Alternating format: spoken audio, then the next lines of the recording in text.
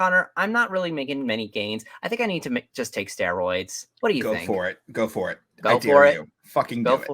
Go for it. I mean, my skin's already kind of not really great as it is. I might as well have the muscles to go with it.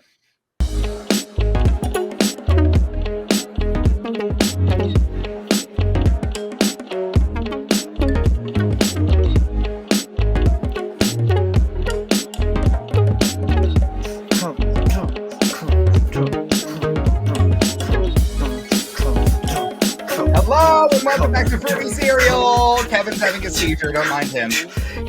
Connor, you are the one having a seizure. Or else. Explain. Lemon. Anyway, I will come to your house. I will break in through the front door. I will find your parents. And can we move this on? Can we move on with? Hi, welcome to Fruity Cereal. I'm mad at Kevin. How are you doing today, urchin? Yeah, well, consider that payback for last week, Connor. I don't even remember last week. I was stoned. That was a joke. I was not. What did we do last week that was so offensive? You were like a hypocrite live on air by telling all of the audience about how much you want Luke Evans to step on your throat and spit in your open mouth. Incorrect. I just like listening to him sing, but okay. No, I remember it differently. Here's the Meanwhile, thing. He's handsome, you shame me for like looking at anybody with abs. Yes, shame on you, whore. Anyway, welcome back to the show. I'm very sorry this is the first couple of minutes you're spending with us, but let's alleviate the tension by me bogarting Kevin's segment, Mug of the Day.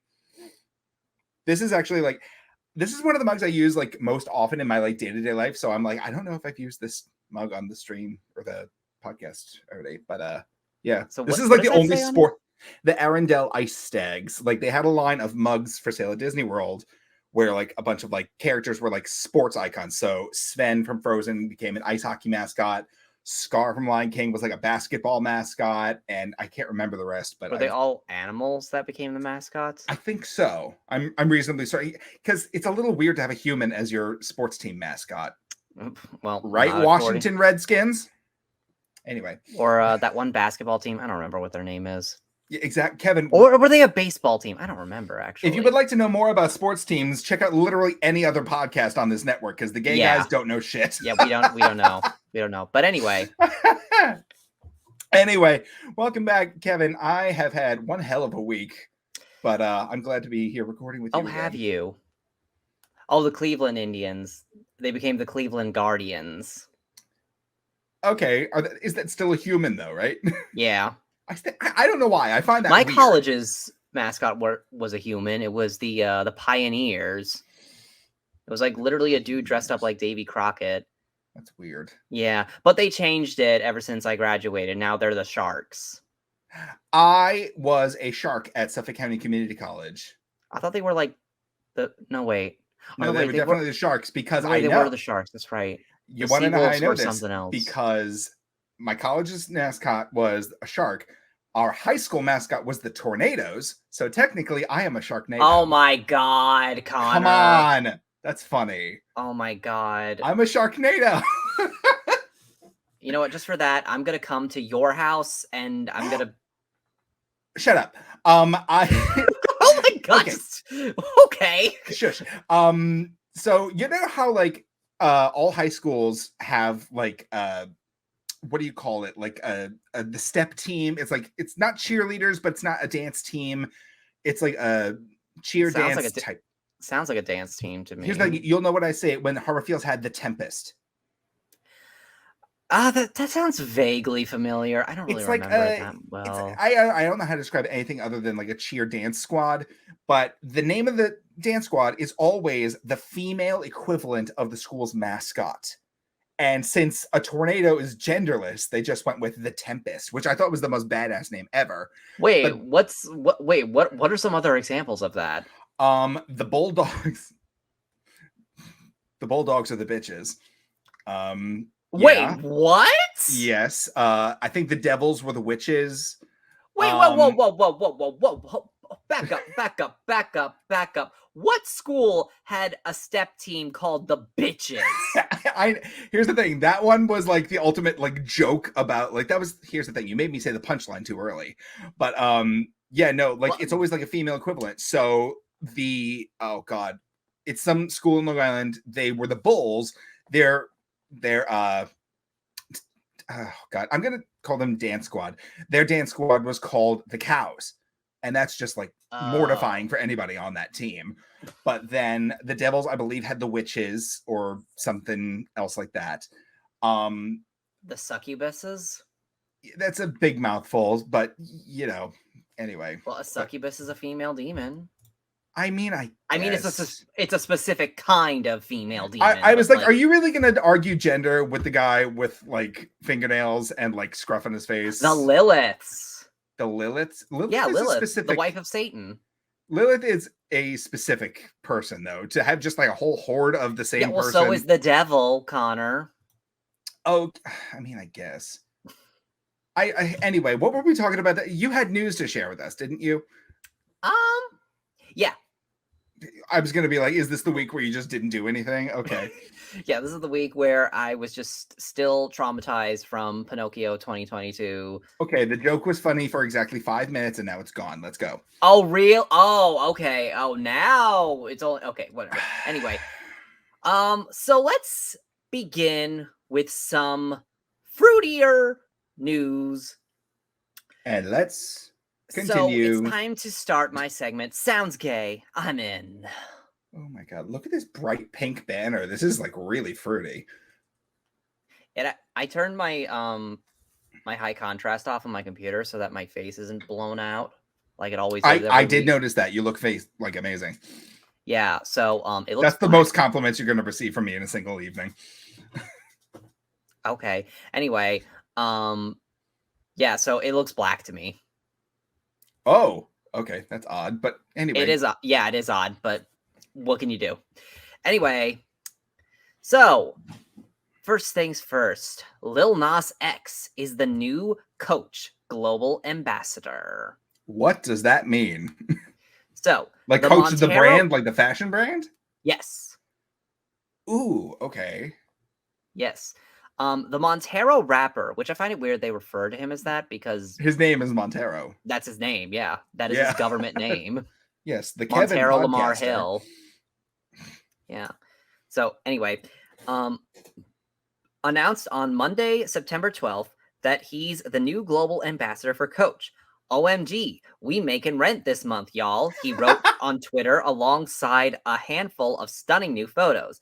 Lil Nas X is more than suited for the job. In addition to gagging us on the regular with his red carpet looks, he has also served as YSL Beauty's U.S. ambassador. Our favorite Twitter troll shows no sign of slowing down, and his Long Live Montero tour is currently making its way through the States. Could you please say Lukes one more time? No. It sounded like you threw up. It was really visceral. Holy shit. Yeah, well, that's because you make me sick. Mr. O'Lear. I'm kidding. I'm sorry. That was mean. The vicious quips come from me and me alone, bitch.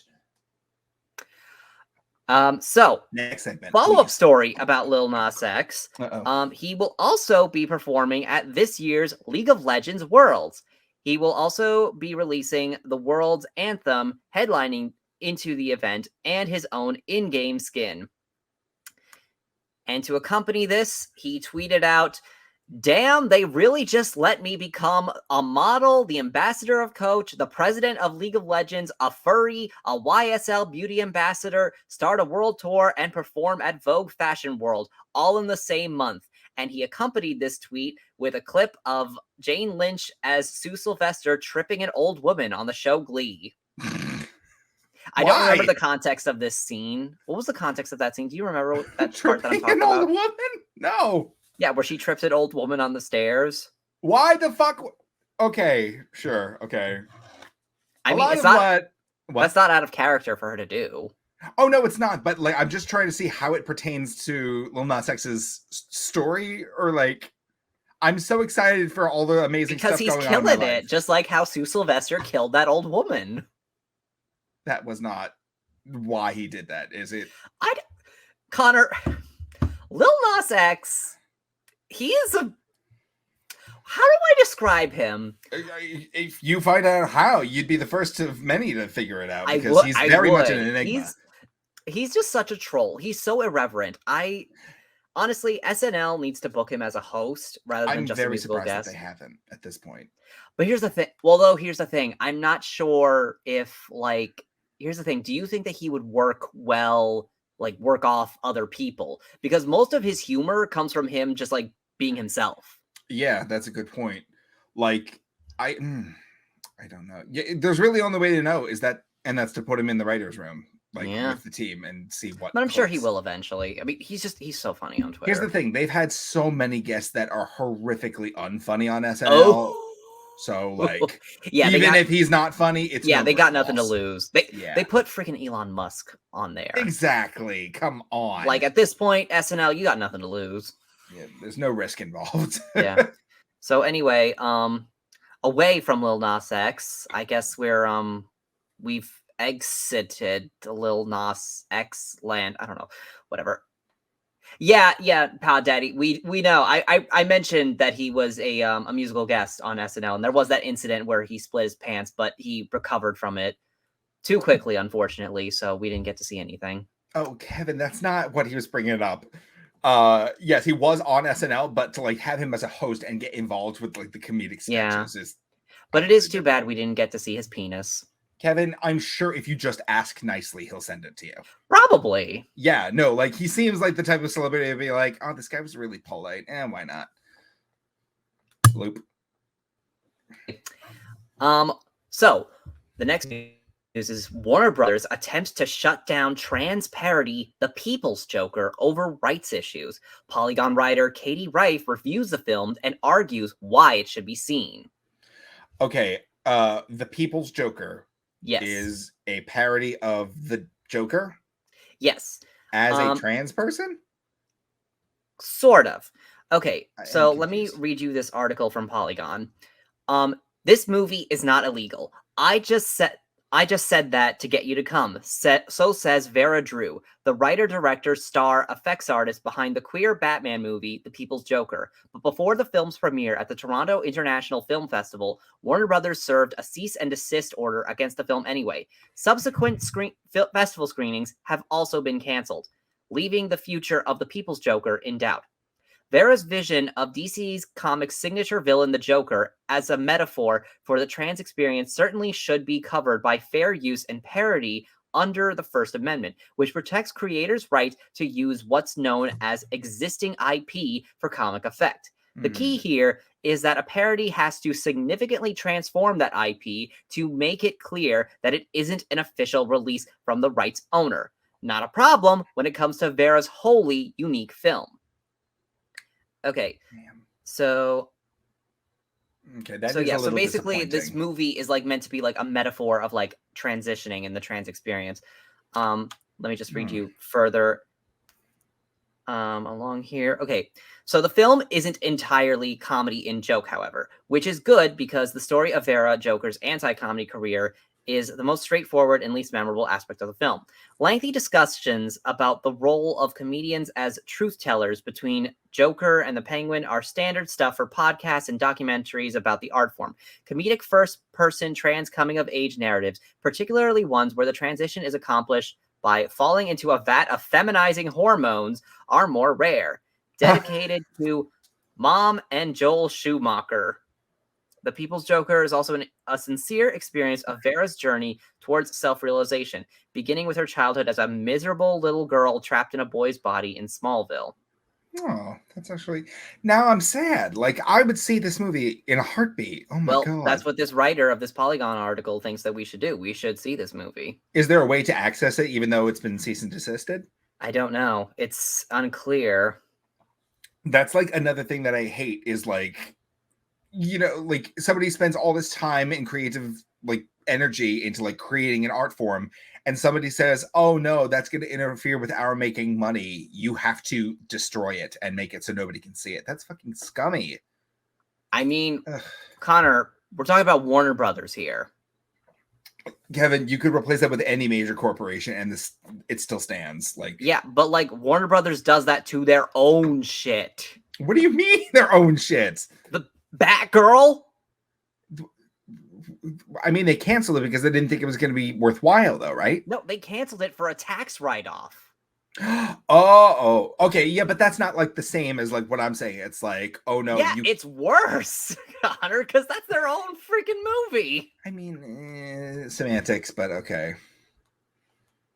Oh man, that's upsetting. Yeah. Oh, also the character also has an emotional abusive relationship with Mr. J, a trans male version of the Jared Leto version of Joker from David Ayer's 2016 take on Suicide Squad.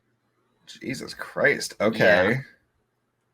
Yeah. A trans male take on Jared Leto's take on the Joker. Okay. Yeah, so this is so yeah, this movie sounds insane. Yeah, I'm not gonna read the whole. I only read snippets of the article. Yeah, so she's so Kevin, yeah, so if not, she might just have to unleash this film onto the world herself, like the Joker she is. I mean, I'm into it. I am 100% in support of like renegade film releasing. And by she, I'm sorry, I meant I meant Vera Drew. Jesus Christ, I'm sorry. This was hard to read the article. It kept on like refreshing. Remember when we talked about doing those vocal warm-ups before we start recording? Yeah, no, I did do vocal warm-ups, Connor. It was the article, okay? It just kept on like switching around. Sure, Jan. Anyway, thank you for letting me know about that, because now I'm actually going to look out for this movie because it sounds amazing. Yeah, so again, it's called The People's Joker. Right, by Vera Drew. Okay, so the next bit of news, this really isn't news. This is just something that happened that I kind of want to talk about. Queer Eye hosts Jonathan Van Ness and Antoni Porowski teased that they have officially become partners after joking about it for years, only to clarify they meant business partners in their new line of pet food.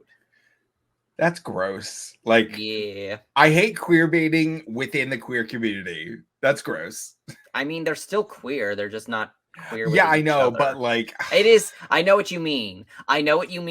But it's like, it's queer baiting's not the right word. I mean, it's the best word I can come up with. Outright lying is like a better choice.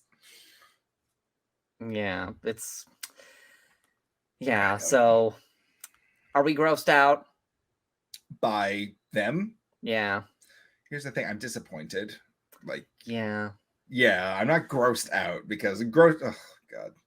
I mean, there's worse things that a person can do. It's like, absolutely. It's technically not wrong. They could be doing some Armie Hammer shit. Like, let's be real. It's not wrong, but like, I'm not happy. Yeah. Oh man. All right. Well, yeah, that is. You're right. That was not news. No, but I don't know. I just thought it was something in like the queer space that, I thought was just worth bringing up that happened this week. I mean, it's your segment. Go off. Okay. Anyway, last bit of news is that Molly Kearney is the first openly non-binary member on Saturday Night Live. Oh, who is this person? Were they just hired? Yes. So, SNL announced the 4 new cast members who will be joining SNL for season 48. They are Marcelo Hernandez, Michael Longfellow, Devon Walker, and Molly Kearney, who will be the first openly non-binary cast member ever on the popular sketch show. Molly, who is known affectionately by their fans as Meat Brick, recently appeared on A League of Their Own on Amazon Prime, Disney Plus's The Mighty Ducks, and they were named one of Comedy Central's Up Next comedians in 2019. We can't wait to see Molly on screen when the next season of Saturday Night Live premieres October 1st. Here's the thing. Instantly, my brain goes to my parents who watch SNL. My father is his brain's going to explode. Once they try to like make it clear that like they're using they, them pronouns, my father's going to erupt into something.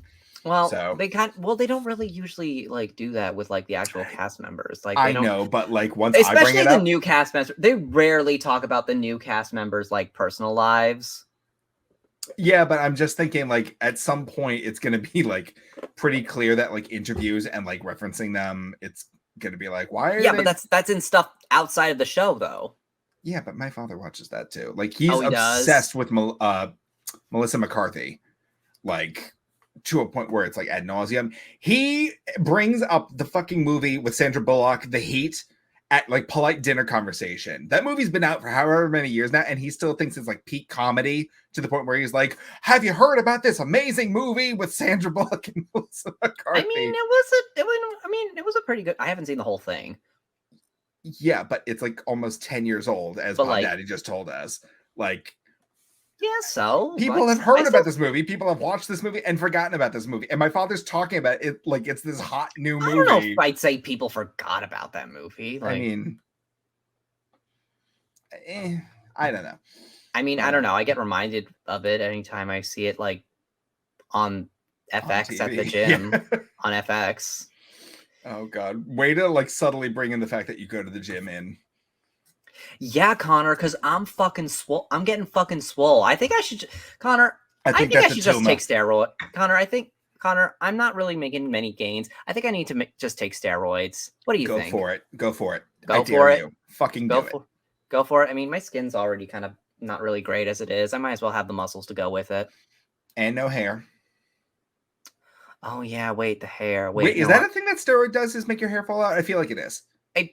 I'm pretty sure some... Well, Connor, I know it causes a hormone imbalance, so prepare Connor, to be... here's the thing. There's all kinds of steroids. There's, like, a ton of different kinds of steroids. But, like, the steroids that you're talking about have, like... Well, I'm not talking about any specific steroids, so... You're talking about gaining, like, muscle steroids. Yeah, and there's a lot that do that. You know too much, and I'm calling the DEA on you. Okay, we're done here. Anyway, okay, well, is there more news you had to share with us, Kevin? Nope. That concludes my segment. Oh, thank goodness, Kevin. Oh, Pod Daddy says many steroids will raise the levels of DHT in your body, leading to significant hair loss. This episode has been brought to you by Walgreens. Yeah, you know what? I'm keeping this. Actually, this episode has not been brought to you by Walgreens. We are not sponsored yet. Oh, can we talk about something like? Oh God, I don't want to like talk about a branded product, but long story short, I finally succumbed to a YouTube ad. Like, one of my favorite YouTubers, James A. Janice, had a sponsorship in his video where he talked about insert product here. I'm not going to mention, but no free ads. No free ads. Are you going to at least say what kind of product it is? What it's like? It was earbuds. Oh, okay. I know exactly what you're talking about. You know exactly what I'm talking about, right? Is it the same earbuds that every like social every media YouTuber talks about? Every YouTuber and every podcaster like pretty promotes? Much. But I bought them because I got like the discount because of James. Thank you, James. But I actually fell in love with them, and I was like, holy shit! This is like the first time I've bought a product from an ad and actually really enjoyed it. And I was like, wow, okay, I mean, I'm not about to like give them free ad promo or anything, but I was like, wow, this is pleasantly surprising. Yeah, I was thinking about getting a pair of those. What did they cost? I got like 15% off my order, so it was like $70. Here's the thing, like, don't like, as anything in life, don't spend outside your budget. But like, I was like, I felt like it was. I do need some new ones because my earbuds, I left them in my bathing suit pocket one time, and then I put them in the laundry.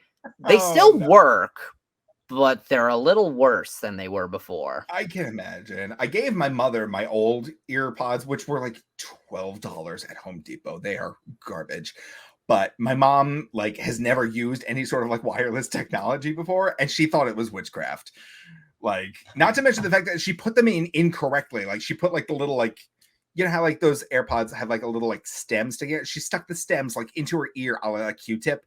And I'm like, Mom, please don't perforate your eardrums. Like the minute I give you these Wait, things. You're not supposed to stick them in? No, she like there's like a little rubber tip, and she put like the stem in her ear. So the stem. Oh, okay. Yeah. I'm sorry, I was not paying attention. Yeah, that was evident. But yeah, no, she's happy with them though. So I'm just like, as long as you get some mileage out of them, I didn't spend that $12 in vain. Oh my goodness. Oh goodness. But yeah, so hey, nondescript earbud company, if you really want to reach out, I genuinely enjoy your products. Yeah, we can give you some advertising. Yeah. Oh my but you gosh. gotta pay us first. Oh, Kevin, don't be greedy. I am Anyway, greedy. I'm greedy. hey, Kevin, Woo! You know that he's I. greedy for cum.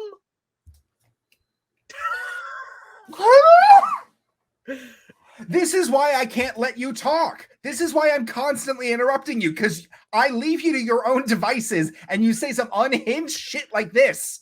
And then I'm left with my hand over my mouth thinking, how can I recover from this? Oh, I better Connor, start yelling at him. I opened up this episode with this shit. I don't know what you expected. I don't know what I expect anymore either. Christ on a bike, Kevin. I need to move on. Okay, anyway. Have you seen, because I know it, sorry, my headphones are broken. Okay, no, here we are. Okay. I know you're like a movie and like media consumer, like ad nauseum. Two new trailers just dropped this week. Well, actually, no, one dropped a while ago, but another one dropped this week. And I want to know if you've heard anything about either of them. The first one I discovered, I was super excited about because it's based on a book that I just read, and I'm very excited for this movie. It comes out on Prime Video September 30th, and it's called My Best Friend's Exorcism. I've heard of that. I haven't seen the trailer for it though. I highly recommend it because it is like the ultimate homage to the 80s, which we didn't grow up in, obviously, but it's just like it's got like that perfect like 80s summer horror vibe, and it just looks like a great time. I've read the book. It is phenomenal. So I'm very excited for how this one's going to come out. But if you haven't seen that one, check it out. The other one actually pertains to something we talked about on the podcast before. It's a new Netflix limited series by Ryan Murphy, our good friend Ryan Murphy. Oh, yes. Yeah, Monster, the Jeffrey Dahmer story. Oh, that's the one with Evan Peters. I haven't seen that one either, but I've heard all about it. And yeah. Here's the thing. Let's get to the meat of the question. That's disgusting. Do we need another Jeffrey Dahmer story? Like, how many times have we seen Jeff Dahmer? Like, we had that one movie, My Friend Dahmer, with Ross Lynch. Did you see that movie? No, the only Jeffrey Dahmer movie I can think of at the top of my head was the one where Jeremy Renner played him. No, that's a relatively oldish one. But there was one where Ross Lynch played Jeff Dahmer in high school, and it was this guy talking about he went to high school with Jeff Dahmer and became friends with him. And he talked about like how he behaved amongst their friend group and like what his home life was like. The movie actually ends with Jeff Dahmer like going to pursue his first victim, and then the rest is history. That one, I was like, okay, I'm into this because it's the side we don't see. To just do recaps of like the crimes of Jeff Dahmer, I'm fucking bored. I never thought I'd say bored. Like, and also, like, imagine that you were related to one of his victims. Imagine if you were related to one of his victims, and then you see like the story about like your cousin's murderer in a Ryan Murphy show. That is an excellent point. There's a person that I keep seeing on my TikTok. They pop up on my For You page constantly, and they are actually talking about like my mother was murdered sometime in the early 90s, and Hulu, I believe, or some streaming service, made a movie based on my mother's murder without our permission. And now I'm seeing trailers for this thing everywhere I fucking turn. I'm reminded of my mother's murder, and I'm not making any money off it. Like, I know that sounds like gross, but like at the very least, you should. Like, you should at the very least. Like, that's the bare goddamn minimum. And it's just like it's fucking cruel and ghoulish. I was like, this is not okay. But like the Jeff Dahmer thing, done to death. Like, again, no pun intended, but like, how many times can I be recapped about these fucking crimes? Also, is it problematic to cast a heterosexual actor to play Jeffrey Dahmer? Here's the thing. Jeffrey Dahmer had never officially come out of the closet, so to speak. But like the fact that all of his crimes took place against members of the gay community, like, speaks volumes. But at the same time, do we want to claim Jeff Dahmer, Kevin? That's a good point.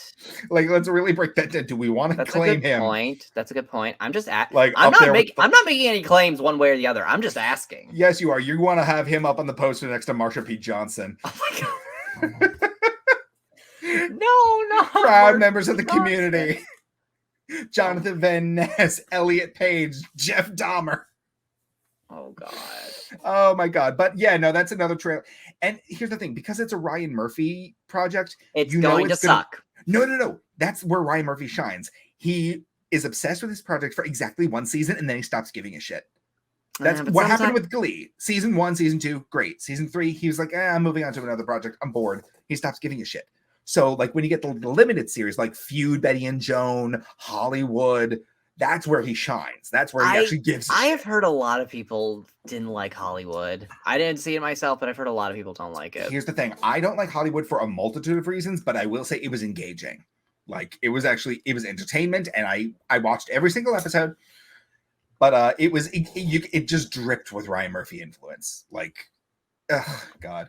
Yeah, no, like one of the biggest things about the fucking Hollywood series was they altered history. And they're like, oh yeah, we're just gonna rewrite history and give one of the most like prestigious awards, the first Black woman to ever win an Oscar. We're just gonna give that to our original character, and we're gonna like sweep all the other details under the rug. It's like you're kind of taking a very momentous occasion away from somebody who earned it and not addressing it. It's a little gross. Also, they made Rock Hudson openly gay and bring his boyfriend to the Academy Awards, which was not the case. Like. At all. So I don't know. If you're looking for schlocky fun, it's fun to watch, but don't treat it like it's history. Like okay. Yeah. Okay. That's my piece.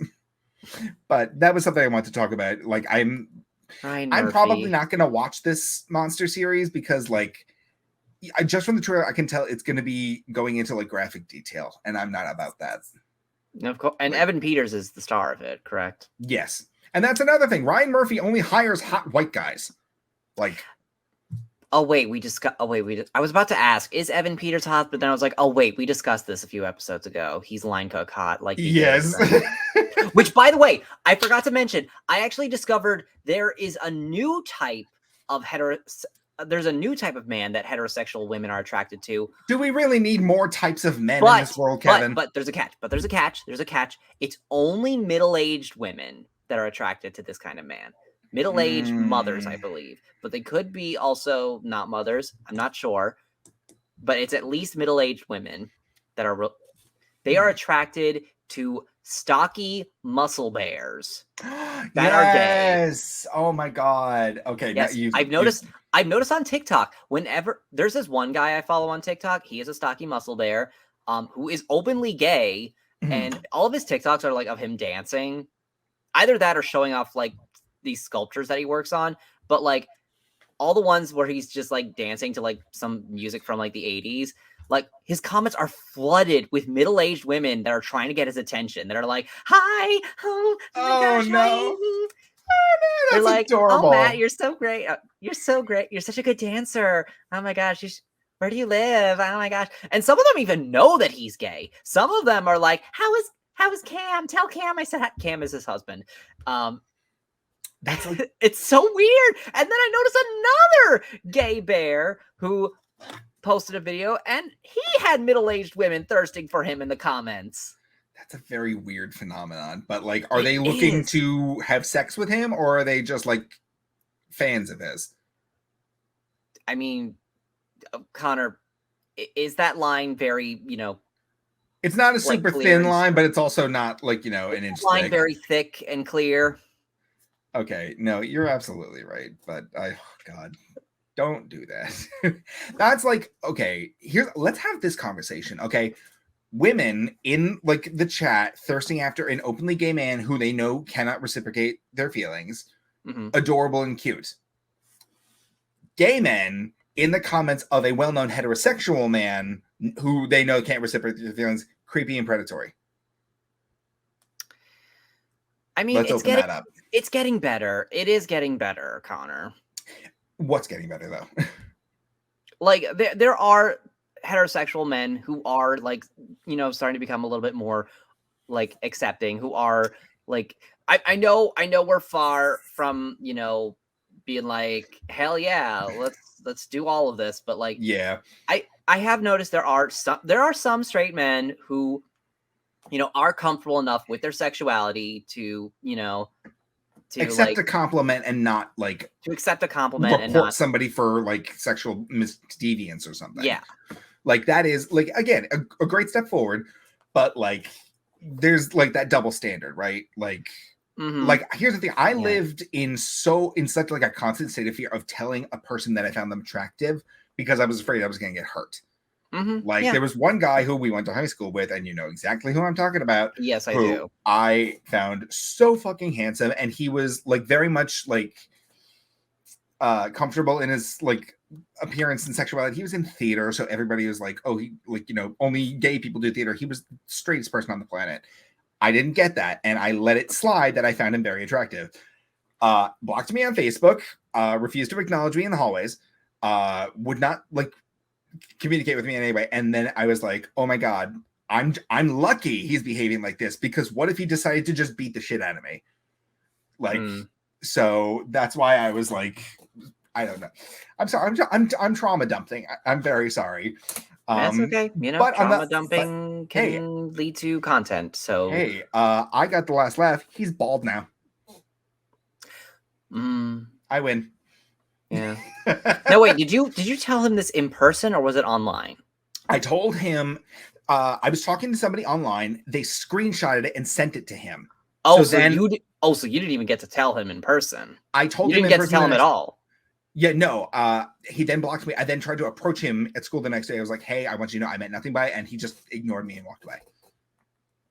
Ouch. Yeah, I know. Anyway, let's move on to some happier topics. Kevin, I need to talk to you about my hyperfixation of the week. It's time.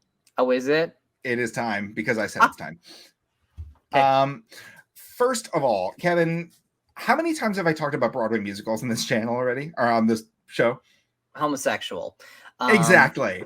Once again, I'm bringing it back full circle. Kevin, I believe just yesterday, it was announced that the longest running musical in Broadway history is going to be closing its doors after a 35-year run. I'm talking about Andrew Lloyd Webber's The Phantom of the Opera. Not Cinderella? Which one? He just wrote a Cinderella that closed in London. Andrew Lolo Baloney Cinderella. Here's the thing. People are theorizing that show is going to take over the Majestic Theater once Phantom closes. So it's like killing one kid and replacing it with the prodigal son. It's really fucking messed up. But anyway, I have to get into this. But is Cinderella the prodigal son?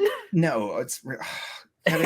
let me finish my segment. Okay. All right, so Phantom announced that it's closing its doors on February 18th after 35 years, citing that we have not been able to reach our revenue necessary to pay our actors and crew. So, as a result of the COVID pandemic, since we've reopened the doors, we haven't made enough money to keep the doors open, so we have to fold and close the show, ending a world record run. And here's the thing. I actually made a TikTok about this. If you want to follow me on TikTok, check me out at Connor K. Fitz on TikTok. But The Phantom of the Opera has been running since January of 1988. Kevin, a show that runs for 35 years, like, people aren't really going to see it as like, oh, I think this is like a new and fresh idea. People who go see Phantom are either kids or tourists. It's not people being like, oh, I'm going to see something new and exciting. It's been running for 35 years. It's old and it's tired.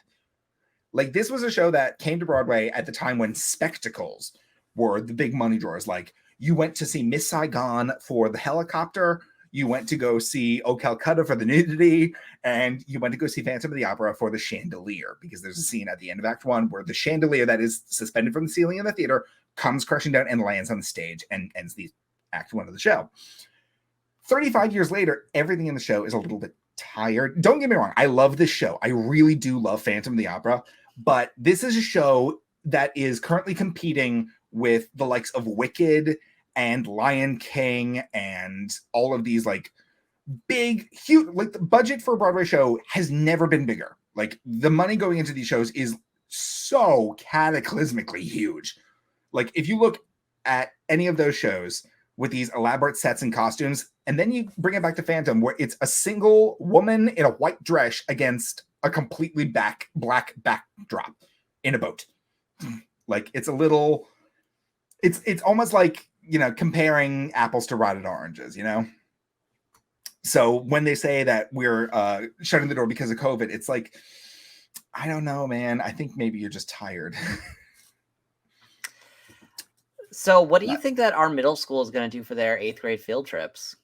Exactly. That's another thing. Kids are going to see it with the freaking schools. It's a gateway show to the world of Broadway. You either see a Lion King or you see Phantom of the Opera. Now it's probably going to be Wicked. Let's be real. Oh God. But I just want to like highlight a couple of really. Or is it going to be? I don't know what the fuck else is on Broadway right now. Aladdin, like any number of Disney shows. Like, what's a goofy thing that's on Broadway right now? Like, what's the Cats of today? What's the Cats of today? Ooh, that's a hot topic. Oh God. Here's the thing. You could make that argument and say it's Chicago. Like, here's the thing. The current production of Chicago that's on Broadway right now is technically it's a revival. It is it opened in 1996. It's a revival of a show that opened in 1976 and only ran for about like 800 performances. This revival was originally supposed to be a concert version.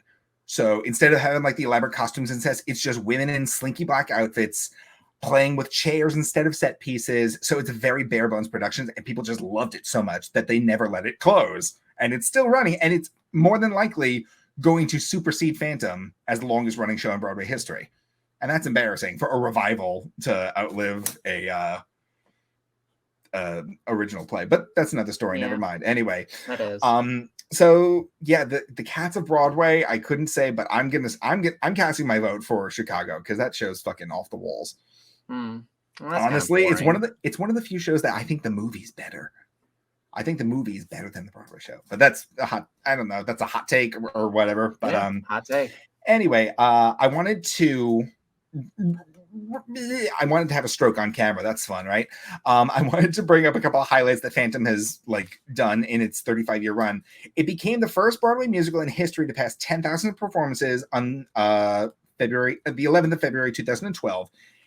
At this moment in time, it currently has run for 13,517 performances total.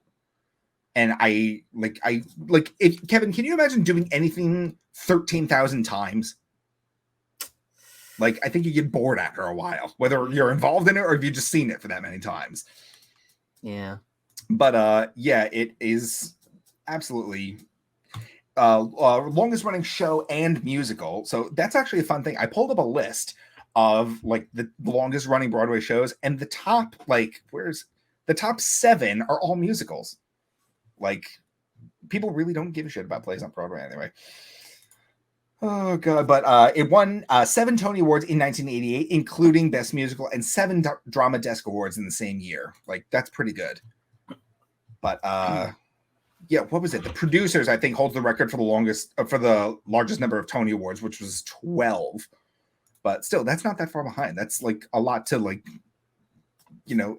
But again, getting a Tony Award for something in 1988 isn't going to have the same production value as something getting a Tony Award in 2022. That's right. Hot take. But yeah, Phantom of the Opera. But Phantom still has some like production to it. You know, they got the boat. And it absolutely does. Don't get me wrong. The show is still entertaining. I'll get that. But don't go in there thinking that you're going to see this amazing, like, new innovative production. They've been doing this stuff. The Masquerade with there's a giant staircase where they do the Masquerade number. And half of the cast members on that staircase are dummies. Really? They're mannequins covered in costumes. I'm dead serious. I didn't know that. I think, like, just because it's like a spacing issue, because this giant staircase rolls out onto the stage, it's taking up 90% of the stage anyway. Yeah. And there's a limited number of weight you can have on the staircase. So they could only have, I think, 6 cast members on the staircase, but that wouldn't look like an elaborate, like, you know, opera house masquerade. So that's another thing I'm talking about. Like, 1988, they can get away with that. In 2022, why are they using mannequins in place of actual actors? That's very cringy. That's what they should have done in Kingdom Hearts Dream Drop Distance during the ball scene. I swear to God, why did Prince Charming invite a total of 4 women to his ball? Anyway, I will always. I'm sorry. I know that you're obsessed with that part of that game. That is just so, like, this. A ballroom. I know that's so irrelevant. I'm sorry, but I know that you're obsessed with that part of that game. It's a ballroom the size of a football stadium, and it's like, yeah, I think 4 is enough. They didn't even have a banquet table. Yeah. Anyway, get back I to mean, this. it's a good thing because then monsters were attacking, so it's like, oh, okay, well, at least we only have to evacuate like 4 people. Yeah, true. But anyway, talking about the longest running Broadway show in history had me flip to the other side of the track, and I was looking at the list for the shortest running Broadway shows in history, and I actually found one that I found this really interesting. So the one that holds the record for the shortest number of time on Broadway is literally called A Broadway Musical. Like, that's the name of the show. Is a musical with a book by lyrics by Lee Evans, book by William F. Brown, and music by Charles Strauss. The Broadway production closed after 14 previews and only one performance in December 21st of 1978. And I thought the plot of the show was super topical, and I could see it getting a revival. So here we go. The plot about a sleazy white theater producer's attempt to adapt an African-American writer's serious play as a commercial stage musical was inspired by Adams and Strauss's real-life experience with their 1964 production of Golden Boy. The star of the musical within the musical, Sneakers, about a basketball star, closely resembles Golden Boy star Sammy Davis Jr. When the star opts to leave the show, the playwright, who from the start had resisted turning his work into a musical, steps in and takes on the lead role in order to save the production. And I don't know why this show closed so fast. Like, I can't find any sort of like genuine. Here's the thing. I have a book upstairs about, it's literally just all about Broadway flops. It's called Not Since Carrie by Ken Mandelbaum. I could probably find that book, but I'm not going to schlep all the way up there. So if you want to check that out, like, try and get this book. It's been out of print for like 20 years. But so you think that this show could come back on Broadway? Feasibly, I could see this getting revived on Broadway because it's so topical right now. Like, taking the work of African American people and turning them into like, oh, it's something to laugh at. That seems kind of relevant. Like, I'm sure it was in 1975, but today it feels a little bit like it's more hitting home, and I can see it actually getting a following. What about, did High School Musical ever get to Broadway? No, Kevin, because they never performed a musical in that show. They didn't? Here's the thing. What's the plot of the musical? I mean, yeah, I know they never actually performed the show in the show, but I don't know. Is that just a thing that schools do? Yes. It's never had any sort of like professional like staging. Like not even like a touring show? No, the closest thing they ever did with a touring show was High School Musical in Concert, which I guess could be like considered like a stage show, but when it's like advertised as a concert, it's not considered like a stage production, you know? Oh, okay. But no, High School Musical was never on Broadway. How long did Shrek last? Shrek lasted Shrek actually lasted like a criminally short amount of time because it was one of the shows that was trying to like put the screws to people, saying that like people can't afford to come see these shows because you're charging like elite class prices. You're charging like $300 for a cheap seat. We are going to like actively combat and sell cheap tickets for like super duper cheap. We're going to encourage students to come to the show and get them super discounts. And as a result of that, they didn't make enough money. Like the shows were like packed full of like students who paid super cheap seats, and they didn't make enough money to keep the doors open. So I think it only ran for like a year and a half. Oh, no, wait, no, Pod Day opened in 2008 and closed in January 2010. It was supposed to be a much longer run than that, like out in the open. I don't think the original cast even got to leave the show. Yeah, but at least they recorded a professional recording of the show. That's another thing. I am so happy they recorded that because it's not my favorite show, but in an era of time it's not a good show. It's not. There's an entire musical number of fart jokes. That's disgusting. I skip that part anytime I get to that part of the show. No, but Connor, that's not why it's bad, Connor. It's bad because conceptually, like a Shrek musical just like doesn't really work because the whole point of Shrek is to make fun of musicals. Like the whole point of Shrek is to make fun of Disney. It's to make fun of musicals. Like that's the whole point of the movie. I mean, I guess, but it so works like turn really it into well, a musical is like, it's like you're kind of missing the point here. Not necessarily. It's like its own, like it's got its own life force. It's not trying to be a one-to-one reproduction of the movie, although it does really well with like its design and all that. But I think it works on its own. I really do. But like having said that, okay, fine. I'm not going to fight you. But having said that, Shrek 2 would make a better stage show. I will fund that. Okay, I would absolutely go see that. But Shrek the Musical got a professional filming in an era of time where not a lot of people were filming these shows. And that's why you have the bootlegging community, people illegally filming these shows with like their fucking like iPhone.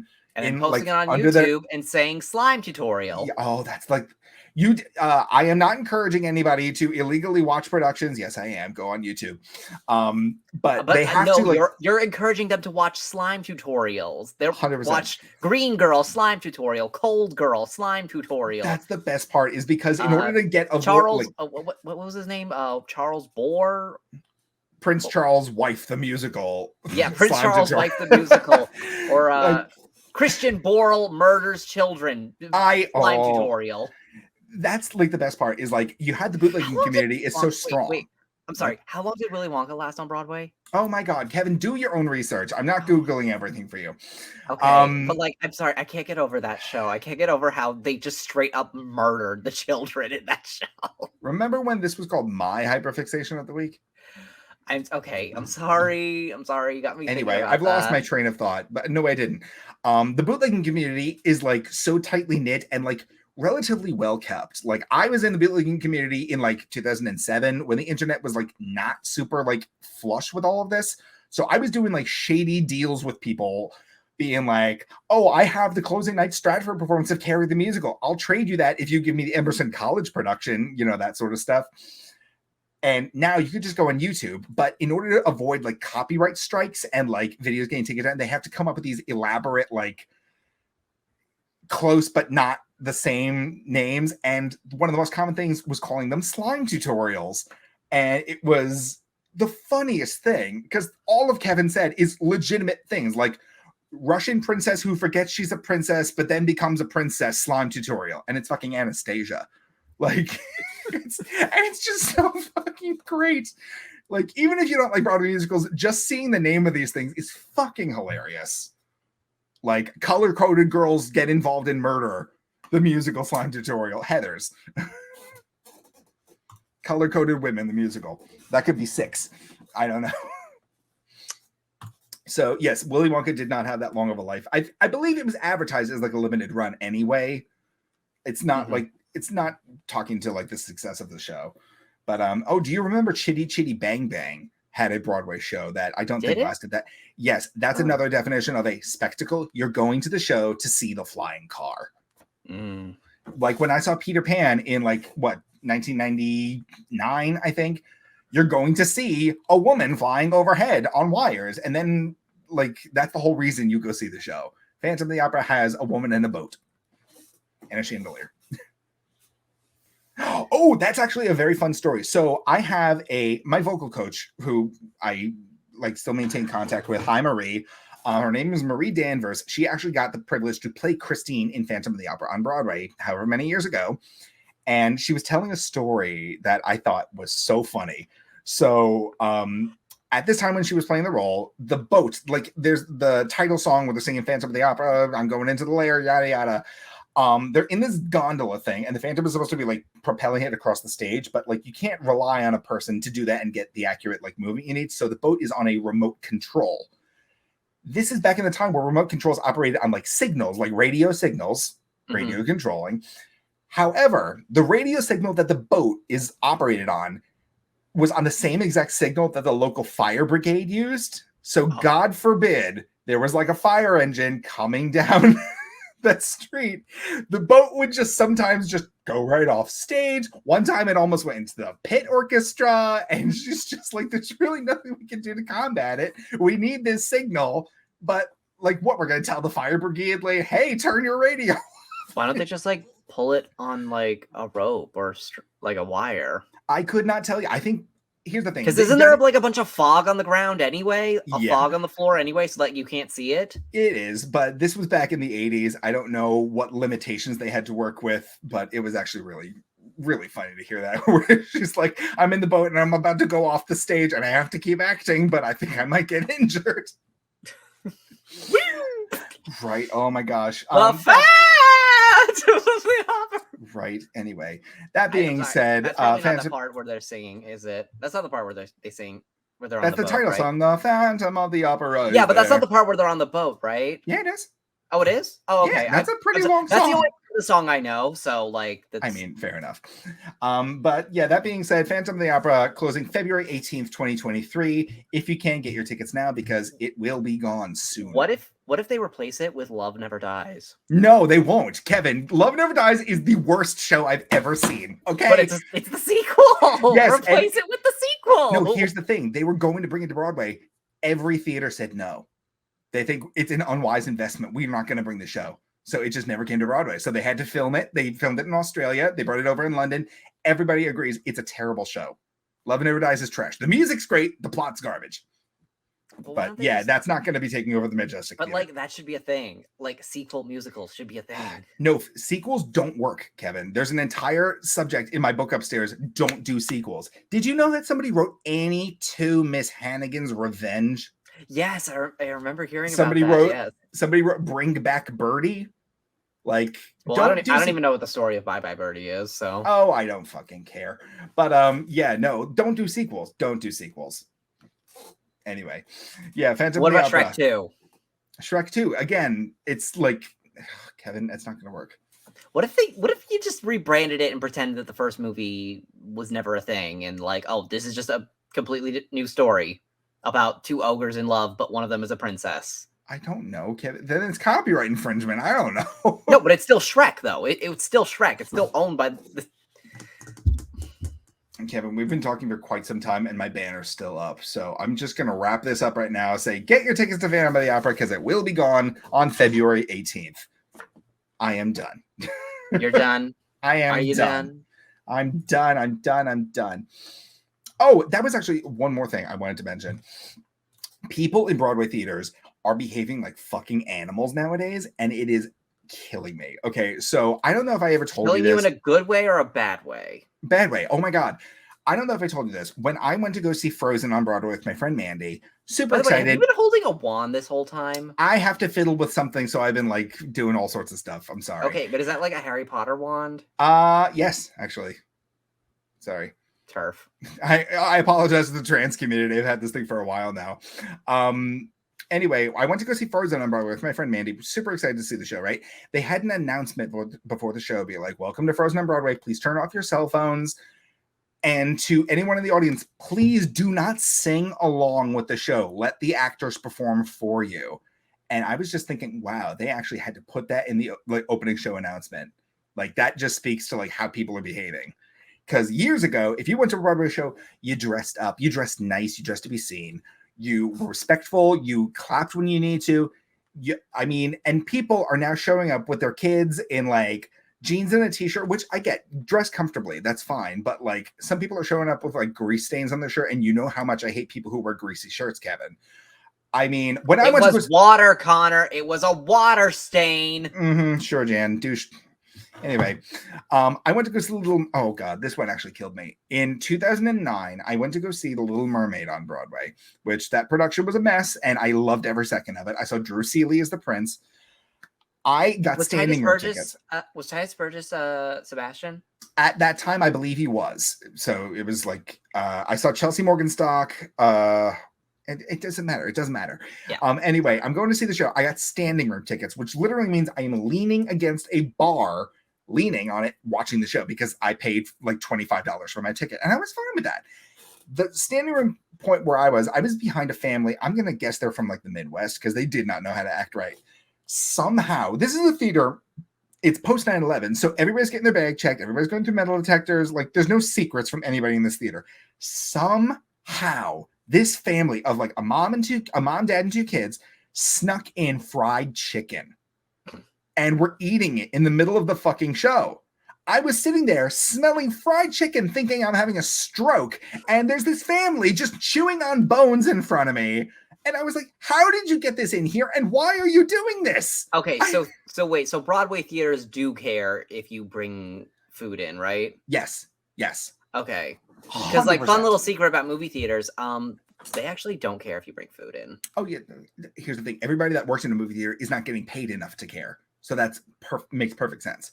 No, nobody in a movie theater. No, actually it's not that. It's not that we don't care. It's that like it's technically like if somebody does bring food in, like you can't do anything about it. You can't tell them no. Yeah, You can come only on. tell them. You can only tell them no if they're bringing in alcohol or a weapon of some kind. Okay, that makes sense. Because not for nothing, like you never know if somebody's got like a medical condition. They're like, oh, I have to have exactly 8 ounces of chicken to take with my insulin. I don't fucking know, but yeah, but that's a but point is that is a no on Broadway. Like on Broadway, there's like no food. Absolutely, at all. because like imagine I'm up on stage delivering my like 11 o'clock number. I'm hitting a high note, and then I smell fucking like wonton soup. What the fuck? Wonton soup? I don't know. I don't want to smell stuff I'm not supposed to be smelling while I'm trying to work. You know what I mean? What if someone just smells really bad? That's the worst. Oh my God. I was in a show where we always reserved the front and center seat for this guy. It was like him and his friend used to come to every show, and then his friend died. So we kept the 2 seats open in the yeah, I know. It was sad. So they're like, this seat is reserved for like Richard Seymour, and this seat is reserved for like Kyle Seymour. I don't fucking know. But Kyle would come to every performance, and this man did not own a single bar of soap in his house. He always smelled from 20 feet away. That man was a nasty, nasty man. Stinky sturky. I'm sorry. Wait, you say your show? Wait, what? When I was in college, we had. Okay. I'm sorry. I did not understand the context of this story. No, I'm sorry. But people are behaving like the amount of people. I'm in like what show was I going to see? Into the Woods. I'm seeing cell phones everywhere in the dark. Like that's one of the things they say before the show is turn your cell phone off, and it's not because like. Excuse me, if it goes off, it's annoying, yeah. But the tech crew in the booths with the headsets calling the show, the lighting, the set, and all that. If a cell phone goes off, like if a call is received, if the headphones pick that signal up, it is a ear-splitting screeching sound, and it is absolutely. I've been on the end of that. Like when I was in high school at Long Island High School for the Arts. Like one of our teachers actually made a call with her cell phone while we were on headset to show what they hear every time that goes on to like, instill respect in this. So like turn your freaking phone off. It's not fun. But people just don't give a shit anymore. People are behaving like they're going to the movies to see Finding Nemo. And it's like a multi-million-dollar production. Like, come on. Yeah. Or like they're seeing like a show at Disney. Yeah. Oh God. Even then, like it's just disrespectful. It's not right. They think they're going to Disney World. Disney World when they're Disney World. Oh, speaking of Disney World, I had something to bring up, but I forgot what it was, so I'm gonna drop it for now. Okay. Anyway, Kevin, I've been chatting your ear for quite a while. Was it about the Dino Land? Did you want to talk to me about that? Yeah, Kevin, do you have thoughts? I know you have thoughts. I do. I was gonna make a TikTok about them. Okay, just for a little bit of context, Disney released concept art for what their plan going forward with a bunch of their parks was. And Animal Kingdom has a massive overhaul on the horizons. It's in what they call the blue sky phase. So there's no guarantee this is even happening. This is just like anything can happen. But Kevin's favorite area might be getting taken away. Here's the thing. I don't really care if the area goes. I just want Dinosaur, the ride, to stay. That I could totally see. Like, here's the thing. Dino Land USA is cringy. Yeah. But like, here's the thing. I have a lot of ideas of how they could fix it. Oh, we know you have a lot of ideas. You fucking like paleontology nerd. Yeah. But we don't really have time to go into it now. I'll make a TikTok about it. We'll have to bring it up at some point because we can't avoid this. Disney World News is kind of our motif. Yeah. All right. But Kevin, thank you so much for joining us. You work here. Connor, I'm your co-host. I'm the co-host of this bitch. Here's the thing. I don't give you a chance to talk, so it feels like you're my guest. I'm so sorry. I'm gonna. You did talk a lot about these like Broadway shows. I'm sorry. I just want to get the context out so then we can talk. Is gay. I just want to get all that out there, so then you're informed, and then you can talk with me. I'm very sorry, but Kevin, thank you for being. You didn't really give me a chance to get any input, except talking about there was so much to talk about, Kevin. I didn't want to like stop. Anyway, I apologize. Thank you for being an amazing co-host. Okay, next week we're gonna be talking about McCamey Manor and the extreme haunted houses. Are we? Sure, why not? Oh shit! Oh okay. No, I got stuff to talk about. I'm sorry. I saw like I was reminded of it because it is the Halloween. It's getting to the spooky season. Yeah. And people have been talking about that on the socials, and I just feel like that is something that we should talk about. Absolutely. But we're out of time now, so probably next week, right? So that being said, you can follow us on social media across all platforms at Fruity Cereal, fruity like the fruit, cereal like the killer. I thought that. Why did we never say? Are we just gonna say that for the Halloween season? I don't know. I just thought it made more sense because we were talking about Jeff Dahmer today. It does. Yeah. You can follow me on social media at TikTok, Connor K Fitz. Yes, no, Connor K Fitz. My TikTok is Connor K Fitz. My Twitter is Connor F from LI. Kevin. And you can follow me everywhere at It's Kevin O'Lear. That's ITSKEVINOLEAR.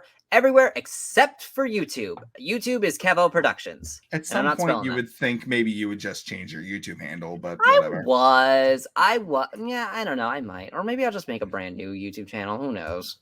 It's possible. Anyway, thank you for joining us. We will see you guys next week. Have a good night, guys. Good morrow.